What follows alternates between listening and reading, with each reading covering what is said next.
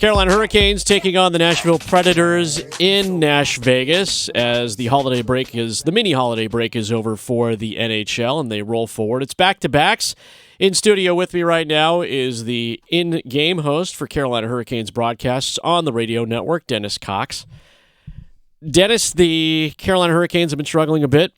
To say the least. 1-4 in the last 5 games, struggling on both ends of the ice. We always talk about the ice being tilted. The one thing you see tonight for the Hurricanes to get the ice to tilt back in their favor would be? Goaltending. I think it all comes down to that. When they've had consistent good goaltending, they've been in games. It's as simple as that. Look at the last, with the exception of the game on Saturday against the New York Islanders, where Kochetkov wasn't good, but I think he also was a little bit worn down because as soon as they sent Ronta down, they were riding Kochetkov. But when Kochetkov in the previous 5 games was 3-0-2, the only 2 losses were shootout losses. One against Pittsburgh, one against the Washington Capitals, where he only gave up 1 goal during regulation, and his save percentage was about 95%. And they were in every single one of those games and played well, including that dominant 6-3 win that you talked about yesterday against Vegas. Yeah, it all comes down to goaltending for this team right now. Simple as that. You see the Stars stepping up in the wins. If you look back, 30,000 feet, Dennis, high level hockey here, just basically looking at stars of the game. In the games where this Canes team has won, the Stars have been shining. And we talk about stars and we talk about having a balanced group and whatnot, but let's be honest, you pay Sebastian Aho to score goals. Sebastian Aho is scoring goals. He's doing it on the power play. He has assists on the power play. He's all over it. Seth Jarvis, who is, again, a guy who stirs the drink, 11 goals, lots of helpers in his column as well. Andrei Svechnikov trying to get his feet under, and the other star, the consistency, has been Kochetkov, as you've mentioned. Feels like he's been worn down a little bit. When you look at the losses, again, I'm looking at 30,000 feet. I'm not talking about individual in-game player, whatnot. In the losses, it's everybody else on the roster. Yeah. That's not some of the criticisms of the Carolina Hurricanes have been that they don't have like the one like horse.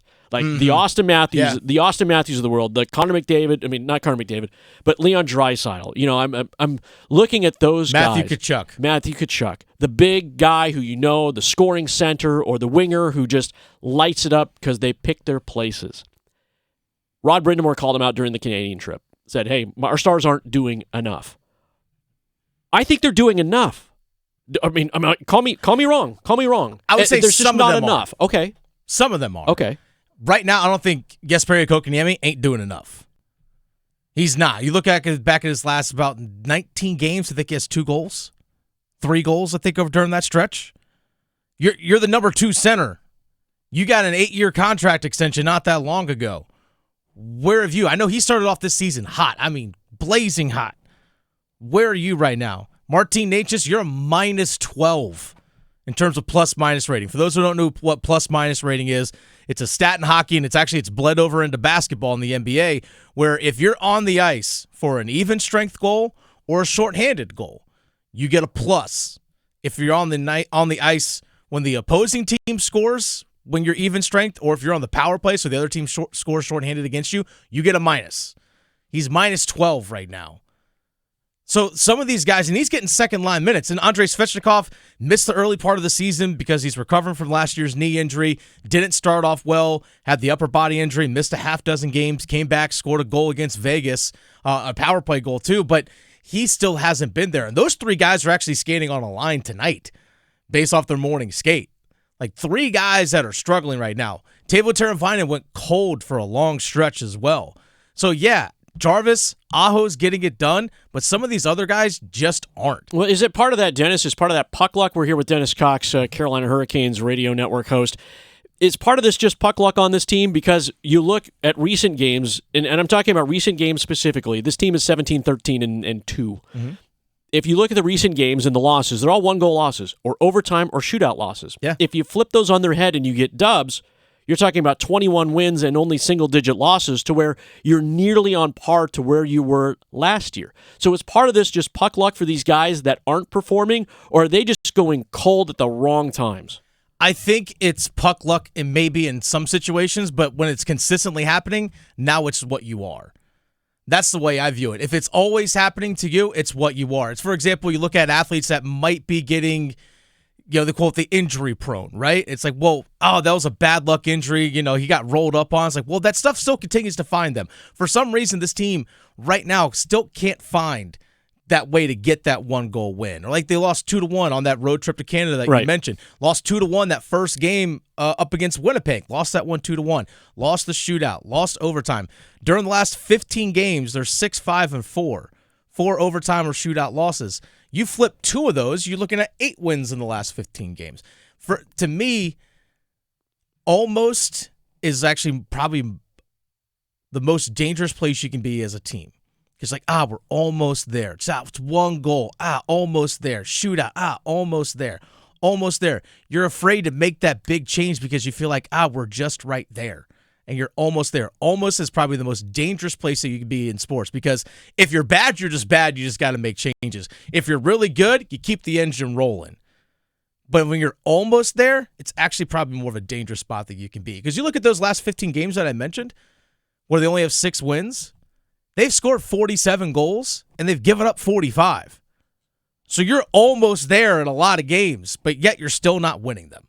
500. Dennis Cox here, host on the Carolina Hurricanes radio network. You can listen to him tonight wherever you happen to catch the network for tonight's game between the Canes and Nashville, playing on the road. Back-to-backs going into tomorrow night's game back in Raleigh at the PNC Center against Montreal. I was at the game against the Islanders on Saturday in the stands. Okay. Wanted to take it in, breathe it in as a fan. Yeah. There were a lot of murmurs around me and some general frustration, and this isn't just me speaking because I think if I had put up my phone or had recorded it, you would have heard a lot of things that wouldn't be airable. Mm-hmm. But there were some moments from some fans that were having a very lively discussion about where Martin Necas fits on this team. Oh, yeah. How does he fit on this team within the Rod Brind'amour system today? Like, Is he fixable? Is there just better question is there something that actually needs to be fixed? Because maybe their frustration was misplaced in the fact that the team has been taking such tough losses. I think some of the criticism towards Martin Necas is warranted. And I don't know if he fits in Rod's system because how willing is he to get into the dirty areas, especially in the playoffs? I do went absent the last part of the season in the playoffs. Martin Necas, as skilled as he is, the guy went absent. And I don't know if he does fit the way Rod Brind'amour wants to play because guys like Jordan Martinook or, the perfect guy is Seth Jarvis. Seth Jarvis fits what Rob wants to do perfectly because he's willing to be physical. He's willing to go into those dirty areas, into the front of the net, and is willing to scrap. I don't see that from Martin Necas as much. That guy gets lost at times. And there have been multiple times defensively where he's had letdowns this season, and it's led to goals against. It's multiple times this season. I can't remember who they're. I can't remember the exact game that it was, who they were playing. But Martin Necas was covering somebody in front of the net. Puck goes to him, and the guy just taps it in. No tie-up, no push to the guy. I mean, take an interference penalty to prevent a goal from going in, but he just stands next to him and lets the guy just tap the puck in. It's like, what are you doing, buddy? Like, you've been in this system for years. This is who you are. And I think, honestly, if you want to trade a big piece in order to make a big move, he's your key I wasn't saying trade. No, I didn't say trade. I'm going there. I'm going there because you look at his age, the fact that he's still in his mid-20s, he's got a ton of skill, but he doesn't fit what you're doing and what you're trying to do. And he has an expiring contract, but he's a restricted free agent. You can get a big-time return from him. With the moment that we have left here, Dennis Cox joining us, host on the Carolina Hurricanes radio network. Canes taking on Nashville tonight. In a sentence, how do we fix Antti Raanta to where he can become beneficial to this team in the crease again? Roll the clock back 3 years. There's no saving. It's all between the years. It really is. It's amazing how confidence in sports can go in the matter of a moment, and it takes forever to get it back. It's all between the years for that guy right now. Pyotr Kochetkov can get the start tonight. Most likely, Raanta will go at home against Montreal on Thursday night.